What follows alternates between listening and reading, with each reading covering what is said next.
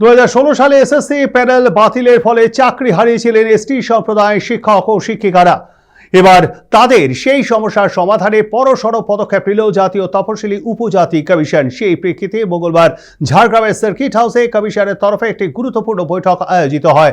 Panel সম্পূর্ণ বাতিল হয় রাজ্যের বহু শিক্ষক শিক্ষিকারা কর্মহীন হয়ে পড়েন। তাদের মধ্যে বেশিরভাগই জঙ্গলমহলের তপশিলি উপজাতি সম্প্রদায়ের চাকরিহারারা কমিশনের কাছে লিখিত অভিযোগ জানালে সেই অভিযোগের ভিত্তিতেই কমিশনের এমন সিদ্ধান্ত। জানা গিয়েছে, বিষয়টি নিয়ে জাতীয় কমিশনের পক্ষ থেকে আগেই রাজ্যের মুখ্য সচিবকে চিঠি পাঠানো হয়েছিল। মঙ্গলবারের বৈঠকে জেলা প্রশাসনের উচ্চপদস্থ আধিকারিকদের সঙ্গে কমিশনের প্রতিনিধিরা আলোচনা করেন। সূত্রে খবর, বৈঠকে মূলত তপশিলি ও উপজাতিভুক্ত চাকরিহারাদের আইনি ও সামাজিক সুরক্ষা নিশ্চিত করবে। ঠিক কী কারণে এবং কতজন এসটি প্রার্থী কর্মহীন হয়েছেন তার নির্ভুল তথ্য সংগ্রহ করা হচ্ছে।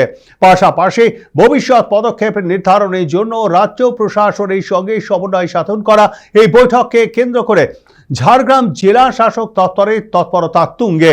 আপাতত নজর বৈঠকের সম্ভাব্য ও সিদ্ধান্ত ফলাফলের দিকেই।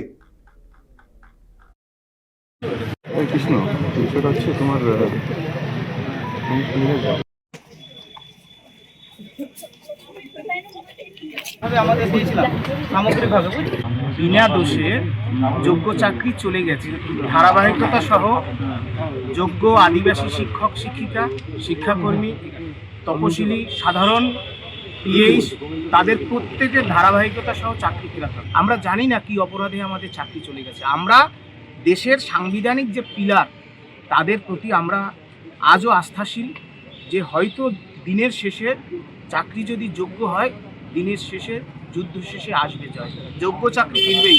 সংবিধান রক্ষার স্বার্থে এই যে অথরিটিগুলো নিশ্চয়ই বাংলার গ্রামীণ শিক্ষার সাথে যুক্ত যোগ্য শিক্ষকদের চাকরি ফিরিয়ে আমাদের এই নরক যন্ত্রণা থেকে মুক্তি দেবেন।